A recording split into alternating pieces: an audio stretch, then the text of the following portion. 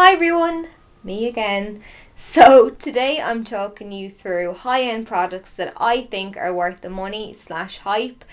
As you know, my preference lies with drugstore brands, but I do buy high-end makeup from time to time. But the high-end products really need to blow me away because nowadays I think there are such affordable products in the drugstore that rival higher brands products, and sometimes they're even better. I always say, I can't say it enough, I'll continue to say it, but cheap in terms of price does not always mean cheap in regards to quality. Similarly, high in price does not always reflect high quality. But anyway, today I'm just talking you through, I think, about maybe 10 or so products that I think are worth the splurge. Yes, as you can see, today I'm not messing about. I'm starting with this product from YSL. It's the Touche Eclat Teint foundation. YSL to me is just the epitome of pure luxury. I'm such a fan of the brand. My purse isn't, but I love their products. I'm really fortunate with YouTube that I'm sent out products from time to time and I get invited to events, so I get to try out new products coming to market that way as well. And the way I look on it, it's kind of like getting a free trial. So I get to try out products that or I suppose I get to discover products that I may not necessarily have picked up off of a shop shelf myself. And you know, some I love, which is great because then I can repurchase them myself, and others not so much, and then it's not the end of the world. I can pass the product on to a family member or a friend and then they can maybe enjoy it. But anyway, that's how I ended up discovering this foundation. I was invited to the launch of it back in January of last year, I think it was. And I'm delighted because the thought would have never crossed my mind to have gone to a YSL counter to pick up a sample of it or anything like that, because I mainly, purchase drugstore products. But this is like my holy grail foundation. I've repurchased it a couple of times since. I love it. What really struck me about this foundation was on a couple of occasions while wearing this foundation, I got compliments on my skin. Now, if somebody's going to compliment my makeup, they will compliment, my eye makeup. I never get compliments on my skin.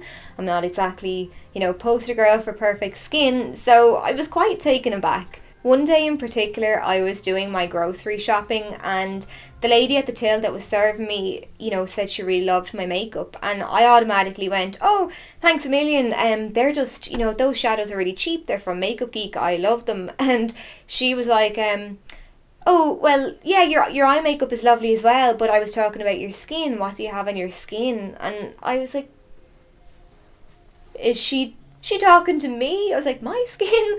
And yeah, then it went from there. But so this foundation, it makes me feel good. But yes, so it's a really beautiful foundation. In terms of finish, it gives quite a luminous finish to the skin. If you like a dewy appearance, you're going to love this foundation. If you're a drier skin type, you're going to love it. Oily skinned people, maybe not so much. But it suits my skin. I just really like how it looks on the skin. I'm going to say you can get a light coverage with this if you wanted to. It could be sheared out. I get about a medium coverage because, I like full coverage, so I get a medium coverage out of this and then I apply my concealer to the areas that I want full coverage in. I wear the shade B10 and it's not the best match for my skin, but I don't mind that. I, take it down the neck and that solves that problem. In terms of shades, I know there's actually quite a lot, and they have like a system where it's B, BD and BR. So it's B for beige, BD for beige d'or, and BR for beige rose. And it's just kind of like warm, neutral and cool tone. So yeah, there's one to suit everybody. It's, I think, around €42 for a 30ml bottle, so it is expensive, but I can't fault it. I love it so much. And even the packaging, it's in this gorgeous, sleek glass bottle with a gold top and then the little YSL symbol on the top of it. It's just one that you'd sit proudly on your dresser. I love it. The next product I have is this one here. It's a palette. the Too Faced Chocolate Bar Eyeshadow Palette, and I'm sure it doesn't even need an introduction. Everybody and their mother has probably tried at this stage, and if you haven't, you need to. It's fantastic. I was very late with jumping on the bandwagon, but I'm so glad I did, because I love it. It's one of my favourite palettes. I've done, I think, at least 3 tutorials with this palette, and if you haven't seen them, I'll link them below. So as the name suggests, the palette is shaped like a chocolate bar, and the eyeshadows are infused with cocoa powder, so they even smell like chocolate as well. There's 16 shades inside. You've got a nice range of neutrals, some pops of colour, and yeah, they come in a nice range of textures as well. You've got mattes, shimmers, metallics. I know I reviewed this palette on my blog, so I should have some swatches of the shadows, which I'll include kind of maybe over me talking here. But yeah, so I'm just a huge fan of the quality of the shadows in general. They're very buttery, they just are very easy to work with, they last well on the eyes. I did think that the pink and, where is it gone? The pink and purple shades were maybe a bit kind of random colours to throw in the mix, because the rest of the shades here kind of go very well together. And funnily enough, these were the 2 that I actually ended up not being all that keen on. I don't think the pigmentation of these is as good as the rest of the ones in the palette, so, you know, I wouldn't really miss them out of it. But other than that, I mean, I can't fault the palette. I'd still, like, if I broke this tomorrow, please God I don't, I would go out and repurchase it again, despite the fact that I don't like 2 of the shadows in it. The pros outweigh the cons in, you know, this case for me. So yeah, definitely one that you need to pick up if you haven't already. Next up, I've got the Makeup Forever Pro Finish Powder Foundation. Mine's in the shade 110. As the name suggests, it's a powder foundation. I actually don't use it for that purpose. I like to use it to set my makeup in place, and that way it provides a bit extra coverage as well. You know, I love the full coverage look, and this definitely helps me achieve it. I'm still on the hunt for the perfect powder with a tint to it. I like a tint. And yeah, like, I mean, it does come close. It's very, very good, but I find that it's a little bit too dark for me. Again, not a big deal. I can take it down the neck, but I do find that it oxidizes a little throughout the day, so it does get that little bit darker. I've repurchased this a couple of times. I probably would be helpful if I showed you what it looked like. This is what it looks like on the inside. You've got your powder here, and then there is a little compartment for a sponge as well. I don't use the sponge. I'm not really too sure where it's gone, but yeah, so I think I've went through a couple of these at this stage, and the next time that I do buy it, there's actually a white one, and I'm going to pick up that instead, and I'll just use a very light hand with it. So anyway, overall it's a fantastic powder. Really high coverage, but it doesn't give that cakey look to the skin, and it just lasts and lasts. By that I mean in terms of, you know, how often you're going to have to repurchase it. I think it was maybe 2 years ago. I used this while I was in college anyway, and I've only had to repurchase it once, so this is my second one, and I'm out of college, you know, a couple of years now at this stage. And then lasts in the sense that, you know, my makeup doesn't budge with this. I remember all too often having to run to get the bus after college, and, you know, by the time you got to the bus station, you'd be a bit of a sweaty mess. When I blotted my skin, everything stayed intact.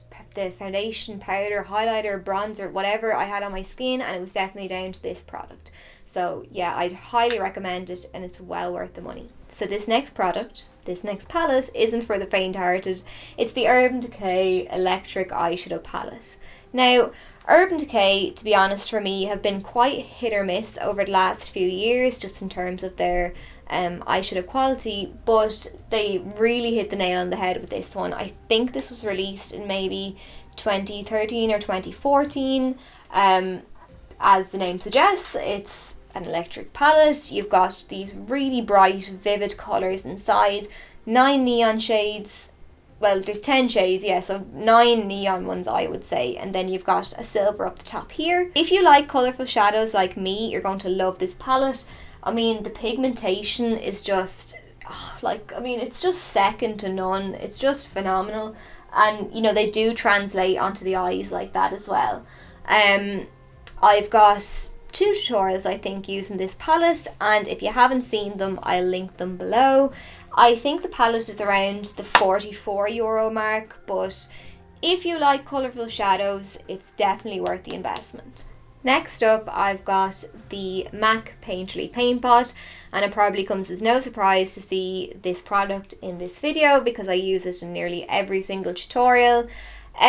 MAC is a brand that I've never really delved into. I don't own a lot of products from MAC. I own the paint pot, obviously, and I think maybe 3 or 4 lipsticks. What I like about this product is that it's tinted, so it covers up any discoloration that I have on my lids, any veins, pigmentation, anything of the sort. It covers it all up and it gives me a nice blank canvas to start out on. My eyes can be a little bit dry from time to time, and this product is slightly drying in its own right, but it's not a big deal. When my eyes are that little bit drier, I just use a very light layer of this product and, you know, that solves that. The only thing I think you need to remember before you go on to eyeshadow application is that you need to set the base in place with a powder. The base leaves like a tacky feeling to the eye area. Some people might like that, but personally I just think it's too tacky to apply shadows on top of. I just think if you apply your eyeshadow on top of the base without setting it, that your shadows, they just wouldn't blend as well. You'd be kind of pushing the shadow back and forth, it'd skip, it'd crease. So yeah, that's the only thing that you need to bear in mind, is to set it in place with a powder, you know, maybe close to your skin tone. A question that I'm asked a lot is why I use Painterly over soft ochre, because I know soft ochre is really popular, but it's mainly just down to the colour. Painterly suits my skin tone better. Soft ochre is quite yellow toned, but anyway, the MAC paint pots are about €22 I think, and yeah, I couldn't be without it. I have another eyeshadow palette now. Sorry, I just can't get enough of them. This next palette is the Kat Von D Shade and Light eyeshadow palette. I actually got this for my birthday off my friend Laura. Hey Laura. And I mean, there was nearly tears. I was just so delighted. This lived up to all of my expectations. It surpassed my expectations. I love the palette so much, and I'm a huge fan of Kat herself. I mean, I've followed her since the LA Ink, Miami Ink days. I just think she's a really cool character. I love the packaging for starters, and I love how involved Kat is in the creative process and everything else as well. She does her own artwork, which I think is really cool. What I love as well is that the palette is divided into kind of sections. So you've got 3 sections really, a cool, warm and neutral section. It's kind of like little quads, you know, you've got 3 here, the bigger shadow, 3 here, the bigger shadow, and then your final 3 and the bigger shadow. In terms of like how the shadows perform and their quality, for the most part they're very smooth, silky, very easy to blend with. There are a couple of shadows that are powdery, but for me it's not a big deal. I think it'd be a good palette for a beginner that wanted to invest in, like, let's say maybe their first high-end palette, because the way the shadows are laid out, you know, it's very easy to put a look together. You've got, you know, your 3 little quads. So yeah, the layout helps you put together looks quite easily, and then it's a neutral palette, and that's what, you know, I suppose typically a lot of people will wear from day to day, neutral shadows. For me, I just think it's a palette that can kind of do it all. It can give you a really subtle daytime makeup look if you wanted, but it can also give you that really dramatic look as well. It'd be perfect for taking your makeup from day to night, but in terms of price, I think it's about €46. Again, I'm like a broken record, but I've got a couple of tutorials at least using this palette, and if you haven't seen them, I'll link them below. But yeah, so that's my 2 cents on this one. If you're looking for a matte, long wearing, full coverage foundation, this next one is for you. It's the Urban Decay All Nighter Foundation. Mine is in the shade 3.5, and it's one that I like to wear with tan. It's nearly gone, so you can't really see the colour inside, but I love the packaging. It's that gunmetal grey, very Urban Decay. You've got this nice little window in the front with the kind of like shattered glass effect, so you can see the foundation through that. When you pump it, it moves up the tube so you can see how much you've got left. That's very handy. When you pump this foundation onto your hand, you'll notice that it's not very fluid. It's got quite a thick consistency. I mean, you could pump a blob of this on your hand, go fist pumping, it's not going to budge. Because of its consistency, I find you have to work in small sections. If you dotted this all over the face and then tried to blend it into the skin, you know, by the time you got to certain areas of the face, the foundation would be quite hard to move. So work in small sections. It covers an absolute multitude. I mean, redness, blemishes, the works, and it's matte, which I love.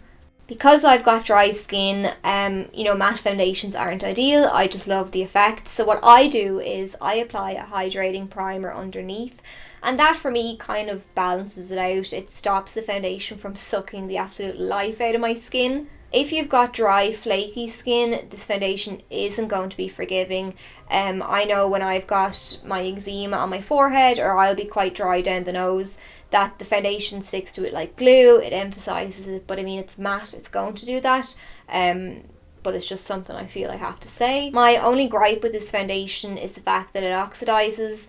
I mean, I think all foundations oxidize to some extent, but not the extent of this one. This really oxidizes, like, as in it gets like a couple of shades darker. I always use like a lighter face powder anyway, just out of habit, and I find it helps kind of combat that issue. Just something to note. But other than that, I can't fault the foundation. I love it. And I think it's around the 34-35 euro mark. Next up, I've got a MAC lipstick, and this is definitely a favourite out of the ones I own. I own Faux, Heroin, Rebel, and this is Film Noir. This one I got while I was in Amsterdam last January. Everything seems to, for some reason, have happened last January. But yeah, so I picked it up while I was in Amsterdam, kind of like a token, if you will. And I love it. Film Noir is just the most unique red toned brown. I don't have anything like it in my collection. And I think this shade is, you know, really universally flattering. I love it particularly on my pale skin. When I'm pale, when I'm not wearing tan, it looks great with tan too. But yeah, it just kind of gives that really nice vampy look. But that's it swatched. There, how do people do this? So awkward. But anyway, we'll trooper on. MAC lipsticks, I think, God, I don't know if they're maybe 20-22 euro, I'm not really too sure. I think I paid 20 euro for it. Last but by no means least, and I'm kind of cheating with this one, I've got two palettes here. So I've got, first of all, the Meet Matte Nude eyeshadow palette, and then the Meet Matte Trimony eyeshadow palette from theBalm. Well, for me anyway, these palettes kind of go hand in hand. I use them both at the same time, and I'll tell you why. So in the Meet Matte Nude palette, you've got a selection of different neutral eyeshadows from this palette. I love the matte white. It's the best matte white I've ever used. I love this warm brown here, and I love this brown up here. I like this as well as a transition shade. I'm talking for too long. And then the rest I kind of don't really use. From the other palette, the Meet Matte Trimony palette, I use, I suppose, pretty much everything. I mean, I love this shade as a transition colour. I love this bottom one down here for definition, and this one here for depth, and this is great as well. And I mean, I kind of like it all. If theBalm could somehow combine these two palettes, like, that would be my perfect eyeshadow palette ever. So for instance, if they could take out the pink and this like kind of skin tone shade here, and put in its place from this palette the white and this brown here, that would be my perfect palette, because to me that would have everything that well, I would have liked anyway. But the matte palettes that they've brought out, or they brought them out a little while ago, they've got another one on the market now as well, but their matte shadows, I should say, are just phenomenal. Like, some of the best that I've ever tried. The palettes are dear, you know, I think they're maybe 44 euro, but the size of the pans, I can justify it. So yeah, huge fan of the two of these. If you were to pick up one, I'd say pick up the Meet Matte Trimony palette. But yeah, then that's it for this video. I hope you enjoyed it. If you made it to the end, fair play, because I think it's going to be a long one. But yeah, so if you like the video, please let me know by leaving me a comment down below and giving the video a bit of a thumbs up, because that really helps me out. And yeah, I'll chat to you all soon. Bye.